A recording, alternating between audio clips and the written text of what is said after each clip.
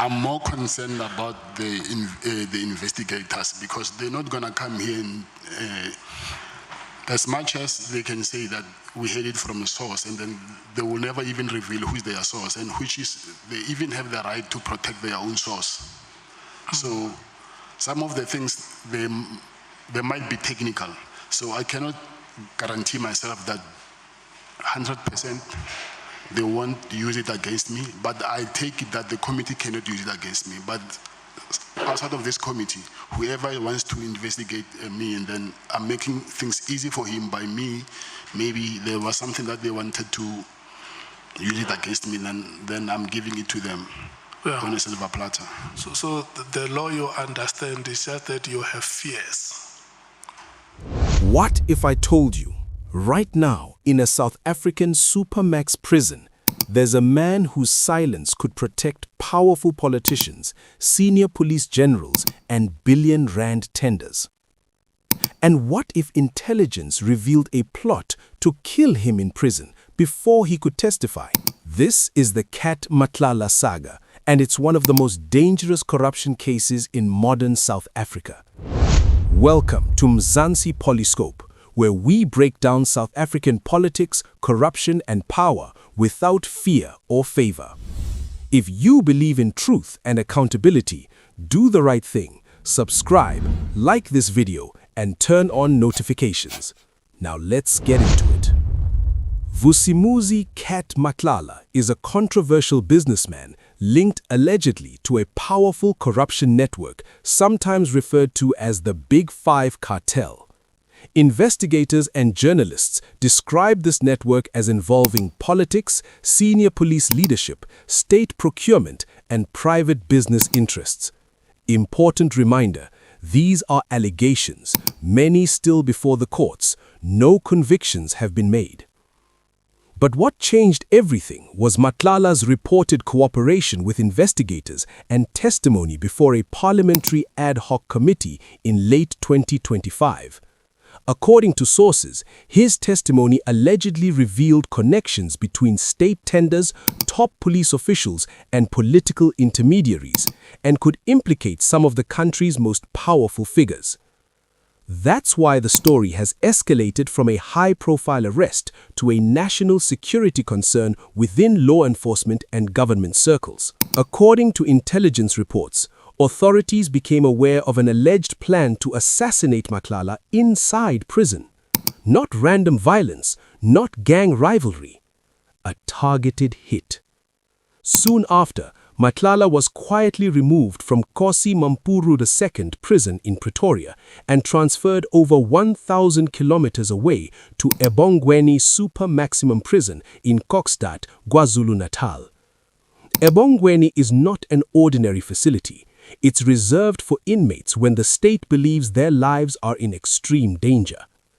Officials reportedly feared that without this transfer, Matlala could be silenced before fully testifying about alleged corruption, tenders, and political connections. Ask yourself, why move him such a long distance unless the threat was credible? This wasn't just a prison story. It was a warning signal about how far some will allegedly go to protect power and money. And it set the stage for one of South Africa's most closely watched legal battles in recent history.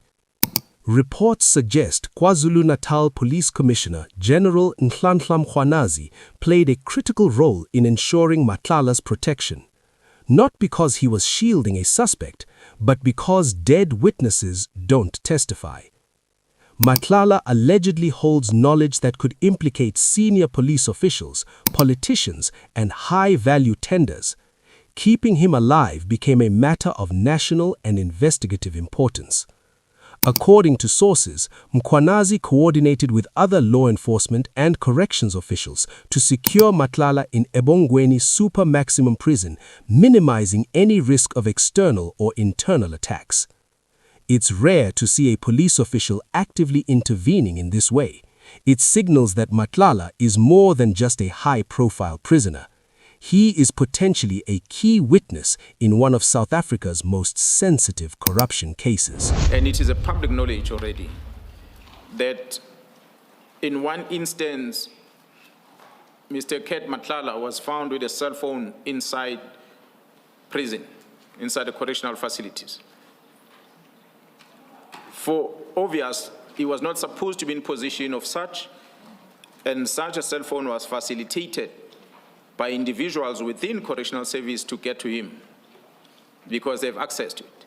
But I must thank the Commissioner of Correctional Services, because on a day when we addressed the nation on the 6th of July, the Commissioner called me because after watching the address, he felt that he must send officials, the credible correctional service officials, to go and inspect this detained person, Matlala, and to go and inspect his cell and search him. It is when they did that, on the direction of the Commissioner of Correctional Service, that they found that cell phone. So the Commissioner then contacted me directly, and he said he himself, as a senior officer within the criminal justice system, within law enforcement, he doesn't have much trust on what's happening now in this area. And he says, sure, for sure, someone brought in this cell phone and facilitated for this cell phone to get to the suspect or the detained person inside. And I must make sure that I send someone I trust to go and fetch and collect this cell phone. So that's when the team, GCI Ops team, went to correctional facility and they collected that cell phone from Mr. Matlala. Now we dive into the part of the story that truly shocks: the alleged money trails and tender manipulations linked to Matlala. According to investigative reports and testimony, Matlala is said to have been involved in cash payments of hundreds of thousands of rand to former and current politicians, monthly protection fees to senior police officers, and political intermediaries connecting tenders, campaigns, and state contracts.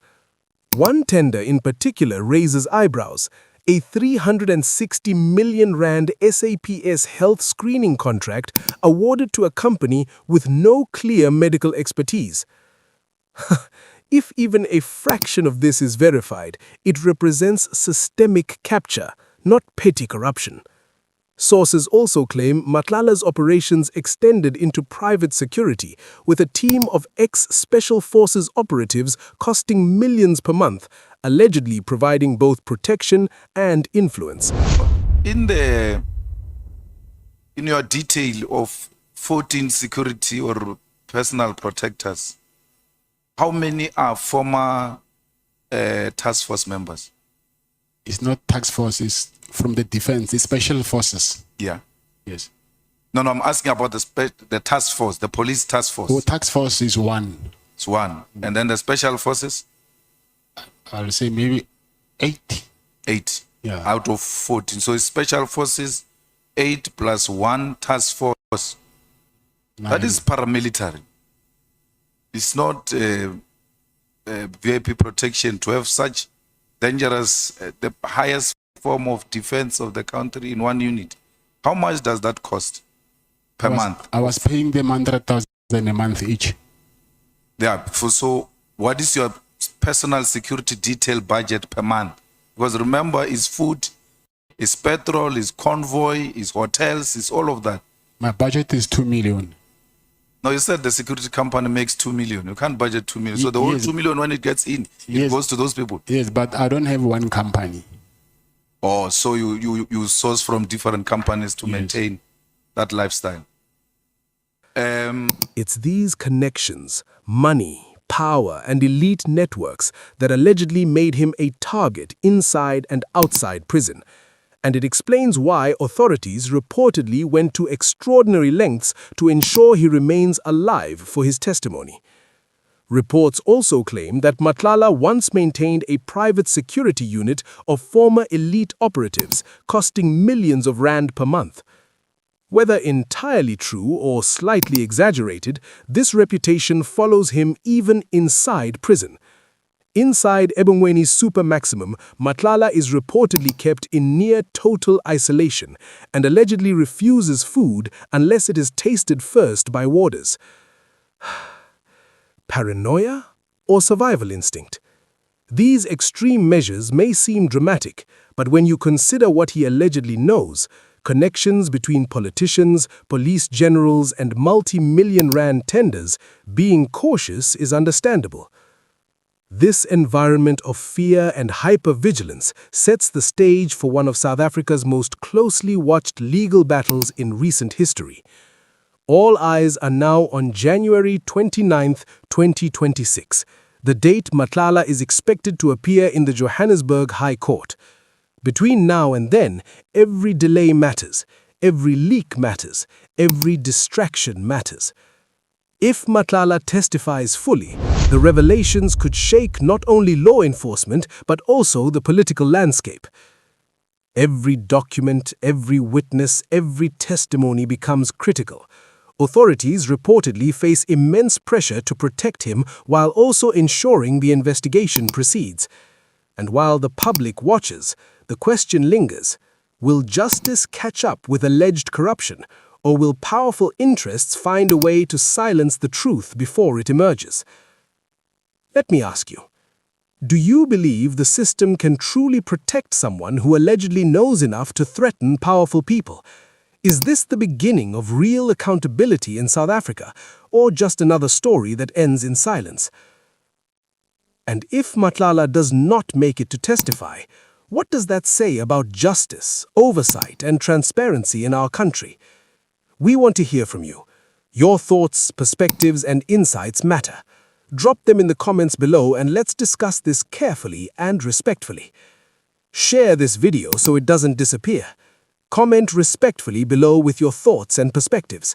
And if you stand for truth, accountability, and transparency in Mzansi politics, subscribe to Mzansi Polyscope, because we don't just report the news, we question it, we analyze it, and we bring the stories that others are too afraid to tell.